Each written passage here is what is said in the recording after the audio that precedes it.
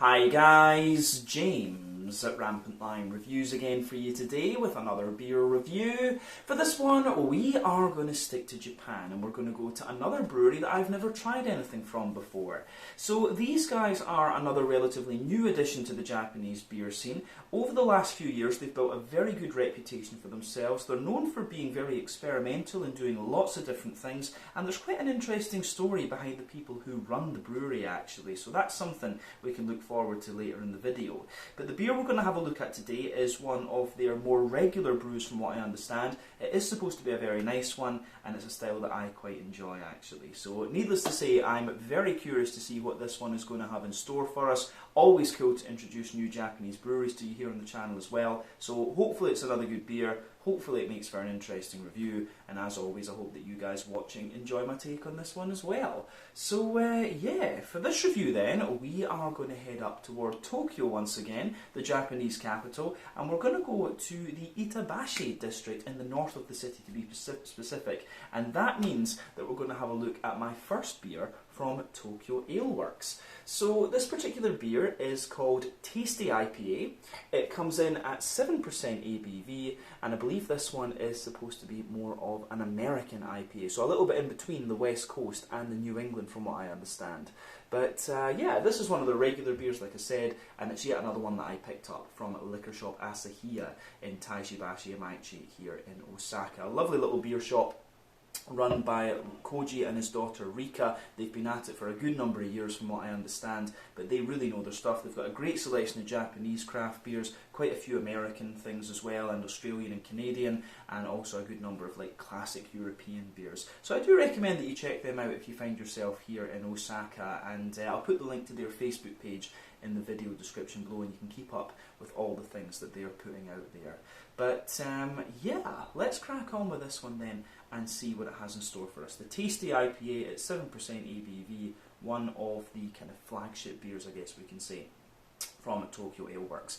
But as always with my reviews, I'll tell you a little bit about the brewery before we taste the beer. If you want to get straight to the tasting though, just fast forward. All the usual links are in the video description below. That's the brewery website, the link to my other reviews that hopefully I can do in the future from Tokyo Aleworks. The very first time I'm trying one of their beers, as I mentioned, but there's all the usual social media down there. If you want to see more reviews, do please consider subscribing to the channel. The support you give is massively appreciated, and remember you can go into the channel homepage and search for beer using the geography tagging system. So just go into the homepage, use the search bar, put your hometown, state, county, prefecture, whatever you like in there. If I've reviewed beers from the area that you search for, they will pop up. Failing that though, you can check out the playlist of beers from different countries. You'll find this one in the Japanese playlist along with a number of other things, and you will find playlists there for many other countries as well. But yeah, let's go on to my brewery notes then, and I'll tell you a wee bit about the story behind Tokyo Aleworks. So, Tokyo Aleworks, as I've mentioned to you already, is based in the Itabashi area in the northern part of Tokyo, and the men running the company, the two main men behind the company, I guess we could say, are Bob Stockwell and Randy Carncross. So if we take Bob's story first, Bob is originally from a small town called Glen Falls in upstate New York, and he first went to Japan in 1996 as a high school student, but he also had a passion for kendo, and so he decided that he was going to return to Japan as an exchange student, and he went to Akasa in Saitama because the schools had kendo clubs. That was his main motivation for returning. But his time there prompted him to return and study at the University of Tsukuba, and at university one of his kendo club mates was a fan of whiskey, and he invited Bob to drink with them. And he went on to be a sort of kind of whiskey aficionado. But later he managed to land a job as a brand ambassador for Macallan, who are quite well known here in Japan. In fact, it's quite a famous movie whiskey, I guess you could say. But he insisted when he got taken on by them that he was sent to Scotland to learn about distilling, and of course they obliged him and sent him over there. But a little after this, he was approached by Diageo, who are one of the giants when it comes to whiskey distribution and all this. But they sent him to learn more from Talisker, Ardbeg and Glenmorangie. But during this time, he took an interest in craft beer, and he dreamed of having his own distillery, but he was a bit daunted by the minimum 3 years before you could make any sales, and also the level of investment that was required. So he wanted to actually move more into learning about brewing craft beer. So he befriended the team at Local Beer in Chiba Prefecture, and he learned how to brew under the guidance of Momoya Kagitani. So toward the end of 2017, the Itabashi-based company Scotch Malt Sales, who are an importer of Scotch whisky into Japan, was looking to start up their own craft brewery that allowed fans to brew their own beers on a pilot system. But they knew Bob from his time as a band ambassador, and they envisioned him as the educator, but also valued his technical expertise as well, and they needed some assistance to actually run the brewery. So when Bob got involved with this, he knew that he needed someone to help him out with that. So enter Randy. So Bob and Randy knew each other because they both frequented and worked part-time at Tokyo Devil Craft, which is quite a well-known craft beer bar up there. I don't think I've been to that one, but it is somewhere that I need to check out.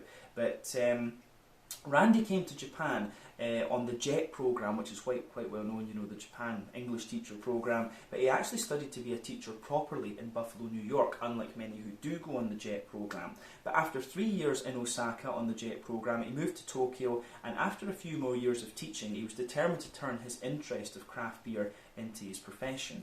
And so in 2013 he invested in the Hangover craft beer bar in Nakano, but then went on to work at Devil Craft, and then in 2015 he invested in a new bar called Hopscotch. But in early 2018 Bob approached him to come on board at Tokyo Aleworks, and this gave him the opportunity to work full-time in the craft beer industry, which was what he wanted.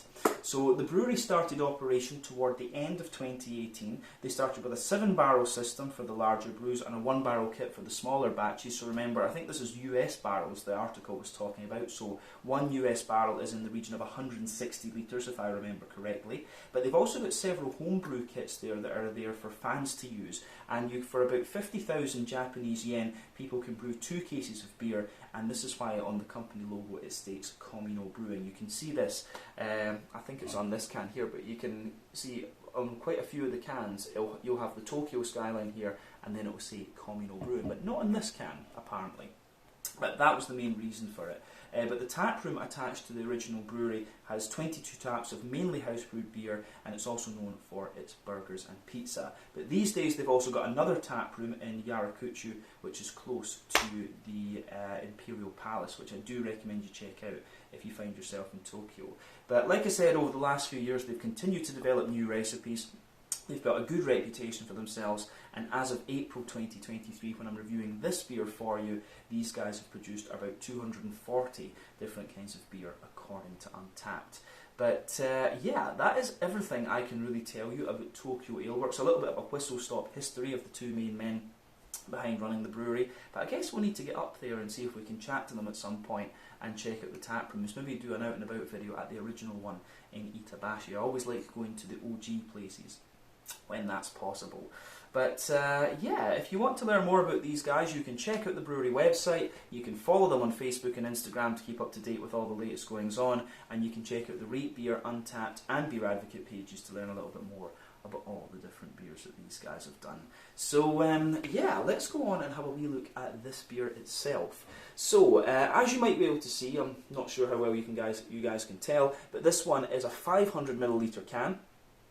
Which is getting more common in Japan actually. There's quite a few breweries doing this these days. West Coast Brewing I think were the ones that really started it. Now you've got Tokyo Aleworks, Totopia also use these, and there are 1 or 2 others. But yeah, the artwork on the can, I have to say, is pretty nice. So there you can see the Tokyo Aleworks brewery symbol there underneath the Tokyo skyline. This one has the station taproot symbol on it there, so you can see the guys, the guy and the woman in their JR uniforms, but yeah, quite nicely presented. Plain silver top on the can there. I believe this beer cost me about 1,150 yen, something like that, if I remember correctly. So that translates roughly to about $10 American, somewhere in the region of like €9 in that case, so about 90 Swedish kroner for those of you watching back in Sweden, and then for those of you in the motherland of Scotland, that will be about £8 sterling, something like that. But yeah, like we said earlier, it's a 7% IPA. I believe this one is just simply called an American IPA, which we know is somewhere between the West Coast and the New England ones. But the name Tasty actually is meant to stand for something. So it stands for Tokyo Aleworks Station Taproom Yarakucho. So Yarakucho, I should say, sorry. So yeah, that is what it stands for in this one. But yeah, one of their flagship IPAs from what I understand. Let's get this guy out into the glass and see what it's all about. Very curious about this one. It's really cool to be able to introduce some more Japanese breweries to hear on the channel. So let's have a wee look at this one. And I have to say that over the last few years, I mean, I spent quite a bit of time here before the COVID pandemic, and I got back for a little bit just in the beginning of December. But spending a bit of a longer time this time has allowed me to check out a few more breweries and things, so that has been pretty fun because there have been a good few have popped up over the last couple of years that we will cover on the channel. We've got quite a few new breweries coming up in the next few videos.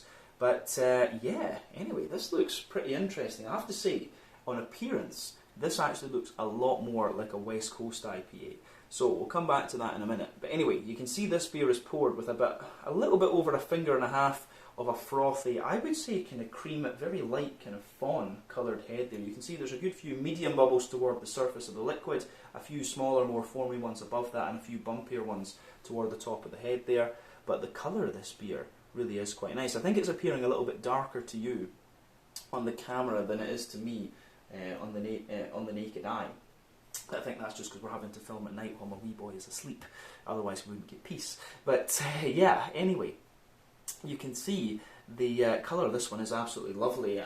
Certainly does look more like a West Coast IPA. So remember, the main differences between the West Coast and New England IPAs. West Coast IPAs use barley malt for the most part, and they tend to be a little bit higher in IBUs and things because they use early edition hops, whereas New England IPAs use oats and wheat in the malt base, which gives them their haziness. They also tend to be lower in bitterness as well because they rely mainly on late edition and dry hopping, which West Coast IPAs use as well, but it's the early edition hops that give you your bitterness. But this one certainly does look a little bit more like a West Coast IPA for sure. So in terms of the colour of this one, I would say that it's a kind of medium toward rich looking amber. 1 or 2 big bubbles of carbonation sticking toward the side of the glass, and you can see a steady stream of bubbles just going up toward the bottom of that head there. But overall, it does look pretty nice, I have to say. But remember, the colour of your beer depends on a few things. 1, the type of malts that you use. This goes a long way to determining your EBC rating.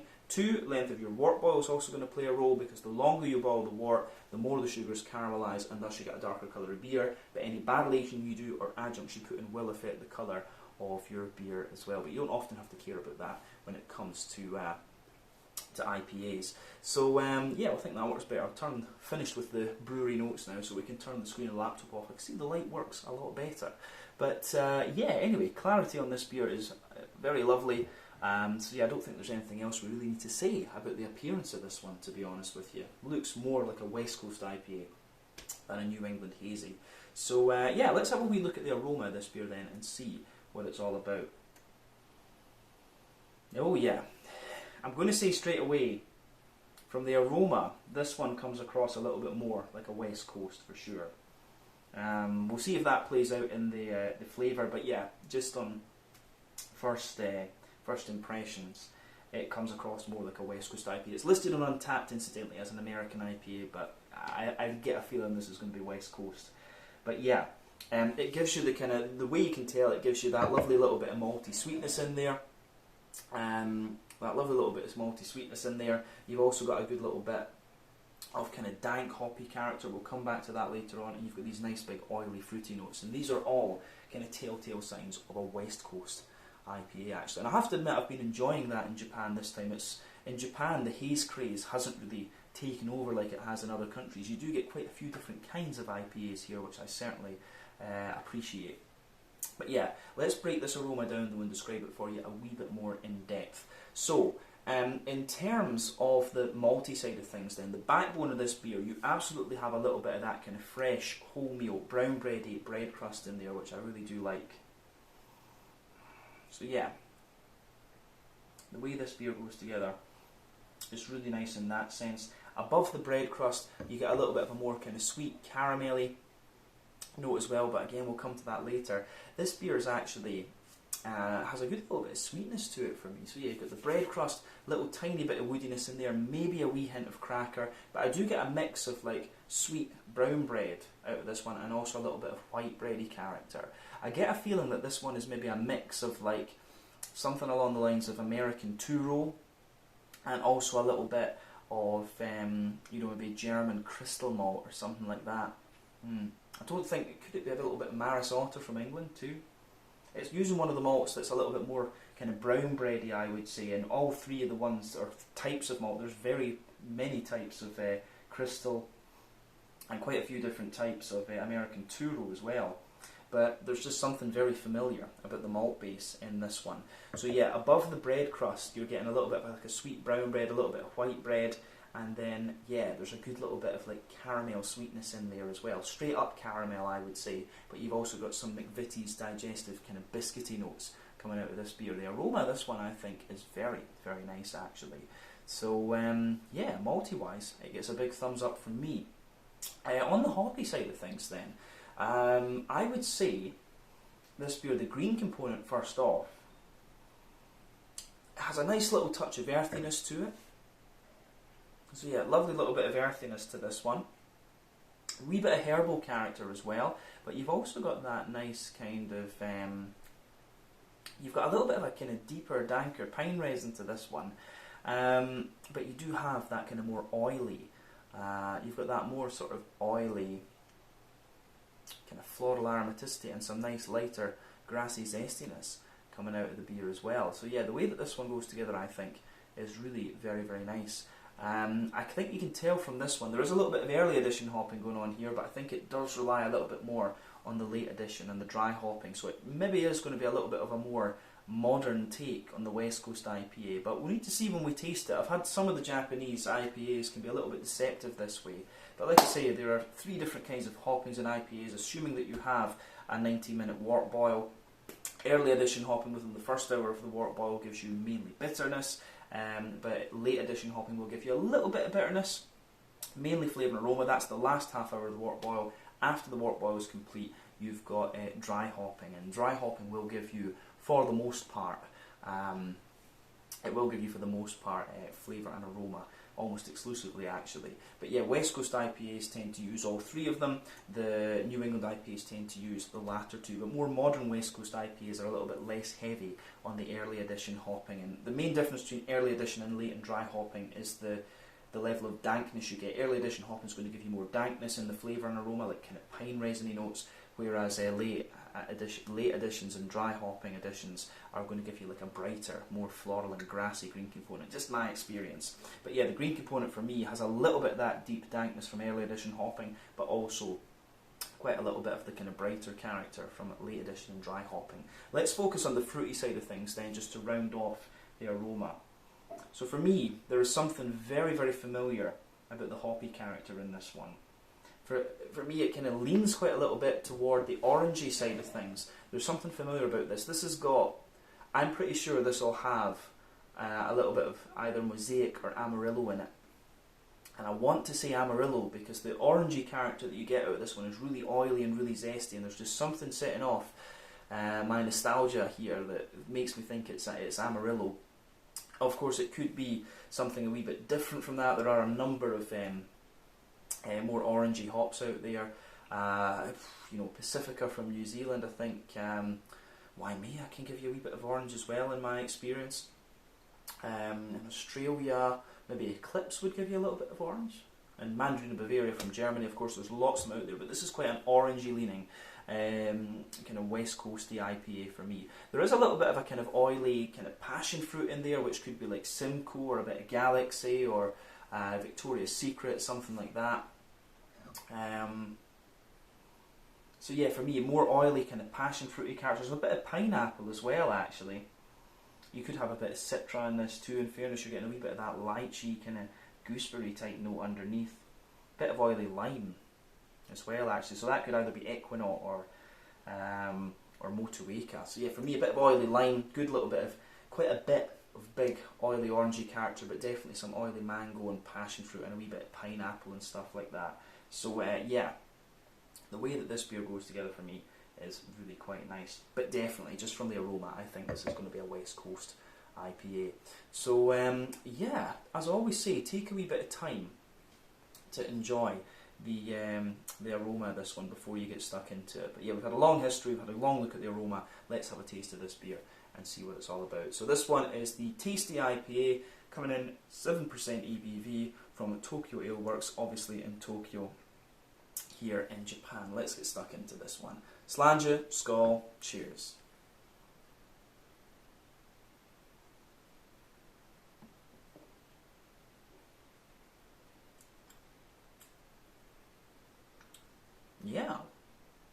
pretty nice actually.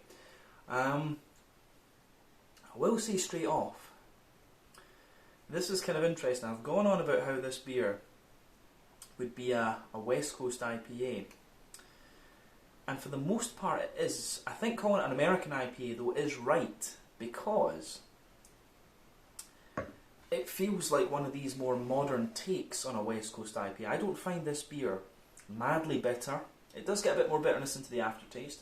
It actually comes across as a little bit more kind of smooth and oily, and you've got those lovely kind of juicy oily fruits and things as well.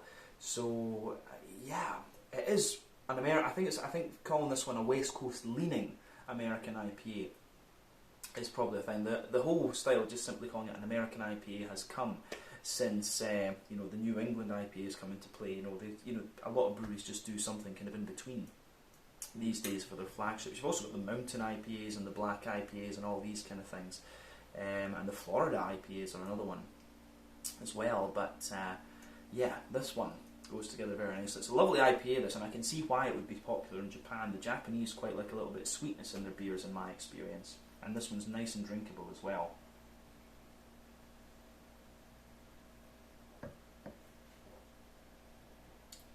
So yeah, this beer I think is a pretty damn solid one. So let's try and break it down and just describe the flavour rather a wee bit more in depth. So, middle third of your palate then. There's a nice little bit of a kind of fresh, brown bready bread crust in this one. As you move further forward, you've got a little bit of a more woody character coming out of this one, which I certainly do enjoy. Then above that, you start to get some of the kind of brown bready character in this one, and like I say, it does feel like a mix. You've got a little bit of graininess to the brown bready character, which makes me wonder, is there a little bit of Maris Otter to this one? Could well be. I do want to say it's potentially a little bit of Maris Otter in there, just because there's just something familiar about the brown bread. Maris Otter, of course, is quite a popular malt to use in Scotch ales, which you guys watching the channel for any length of time will know that I absolutely love. So yeah, I get the feeling there's a wee bit of Maris Otter in this one. But above the kind of brown bready layer, you have a kind of smoother but slightly more dense white bready character as well.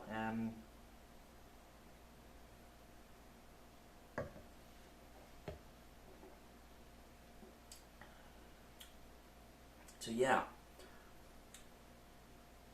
flavour profile wise, this one, it really is, it does lean a little bit more toward the sweeter side of things, and it's that kind of caramelly biscuity note that just makes me say this is a more West Coast leaning New England IPA. But yeah, above the kind of more brown bready layer, you have got a lot of kind of sweeter brown sugary notes in this one, and the brown sugary notes for me, I think, are more likely to come from like American two-row. And what you'll find with the bready character in this beer as well is that it gets a little bit sweeter the further into the aftertaste that you go, and I think that's more a characteristic of American two-row and perhaps German crystal malts rather than English Maris Otter. But yeah, above the white bready layer you've got a mix of brown sugar going on. There's like a little circle almost in the middle of your palate, and you can feel that dense sort of caramelly character just coming out of the beer. That of course is covering the alcohol, but as you move further out toward the edge of that kind of middle third of your palate, you can feel the more biscuity characters coming out of the beer as well, like a McVitie's digestive biscuit sort of thing.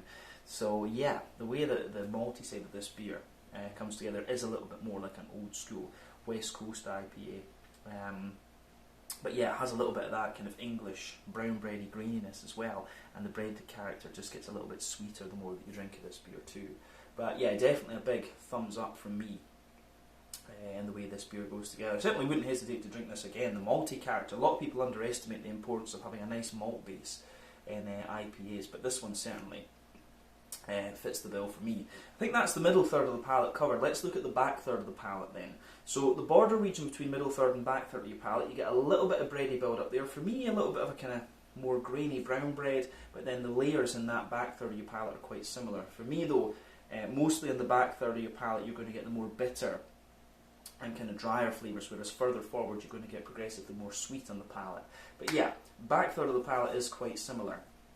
Just the way the layers go together is a bit different. So yeah, the grainy backbone of the beer, the bread crust, is a little bit drier.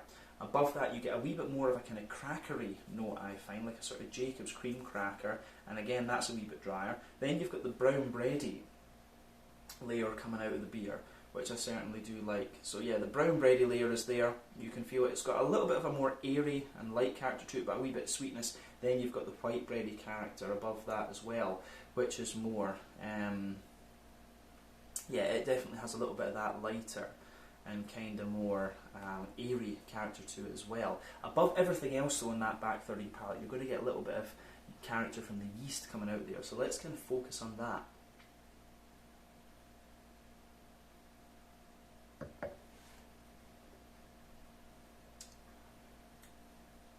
So yeah, above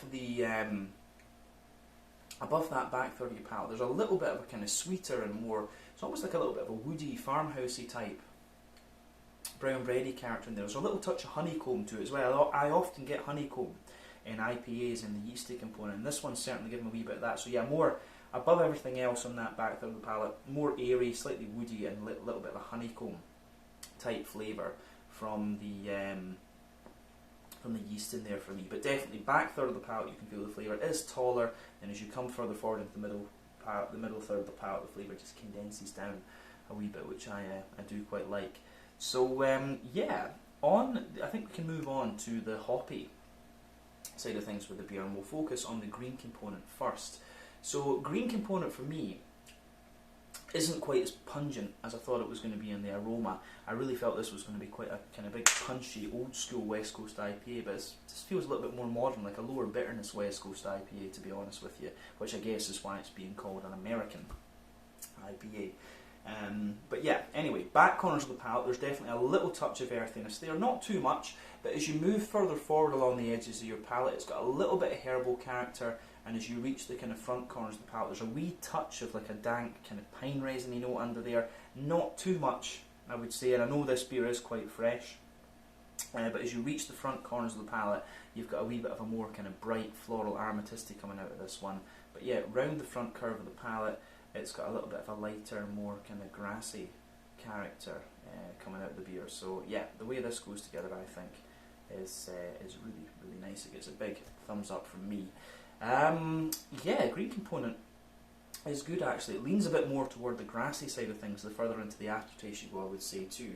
But let's focus on the front third of the palate to round off, and the kind of fruity side of things. So the border region between front third and middle third of your palate, you get a lovely little bit of a kind of brown bready, bread crusty sort of thing there. Then the base of that front third of your palate is a little bit more, it's got a little bit of a more kind of smooth, brown bready sort of thing coming out of it. So yeah, a bit of a smooth and sweet brown bread, but then a wee bit of bread crust, and on top of that, of course, you get that nice oily bubble where the juicy fruity esters just roll their way out of the beer.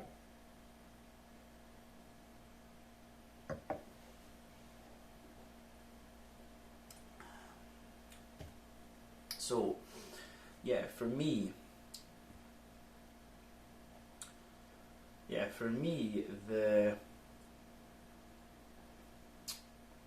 I would say that the fruity side of this beer really is kind of what I expected from the aroma, in fairness. Lots of orangey character, definitely. And I do wonder if there's a bit of mosaic in this. I think that's the one thing I got wrong. It smelled quite oily and zesty. In the orangey character felt a little bit oily and zesty in the aroma, but it feels a bit lighter now. So I wonder if it's mosaic that's in this one, and that would match up with a wee bit of earthiness that's there. But anyway, at the back of that front third of your palate, there's a wee bit of an oily kind of passion fruity character, but as you move further forward, it mellows out to become a little bit more sort of mango-like, and as you reach the dead centre of your palate, you've got a wee touch of dry apricot under there, but then a bit of an oily pineapple sitting on top. And when you come into the front half of that front third of your palate, that's when you start to see a little bit more kind of orangey character. So yeah, lovely kind of quite bright tangerine orange. There's a more, there is a little bit of a more,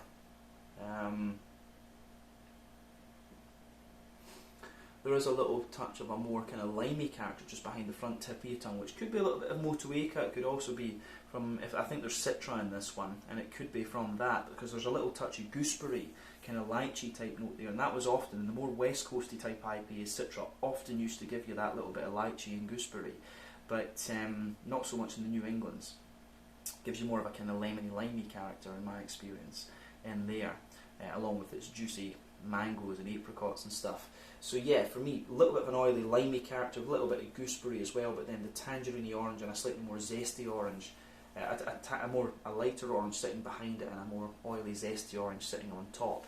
So yeah, the way that all goes together, I think, is pretty damn nice. It really is more of a West Coast IPA, this one, but like a modern take on the West Coast IPA. That's how I would summarise this, and that's probably why the lower bitterness is probably why this has been listed as an American IPA rather than an out-and-out West Coast. But yeah, a nice beer, that's the main question. We can sit and talk about style categories all day. The question should be, is it a nice beer? The answer is yes. Let's round off this review with a wee look at the mouthfeel then.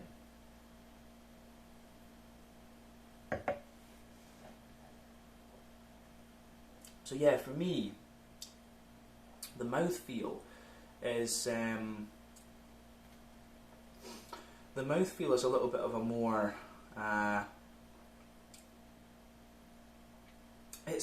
it leans toward the kind of top end of mid-bodied for me. The carbonation is very smooth. It's got a bit of an oily but still kind of clean mouthfeel to it, which is kind of what you expect. You want a bit of oiliness out of a more West Coasty type IPA, but on the bitterness side of things, it is a wee bit more New Englandy. I think this one's probably about 40-ish IBUs. It feels a little bit more than the standard 30 for the New Englands, but I think 40, potentially 50 at maximum, somewhere in that kind of region. Always take my IBU counts with a pinch of salt though, because sometimes I can really mess these up. But for me, this beer doesn't feel overly bitter. It's certainly not the old school kind of 80 IBUs at least that you would have in a West Coast IPA. The malt, like we've said, it has a bit of graininess to it, a bit of smoothness and lovely oily sweetness, and then you've got the big oily, juicy fruity characters coming out of this one as well. So yeah, I do like how this goes together. It gets a big thumbs up from me.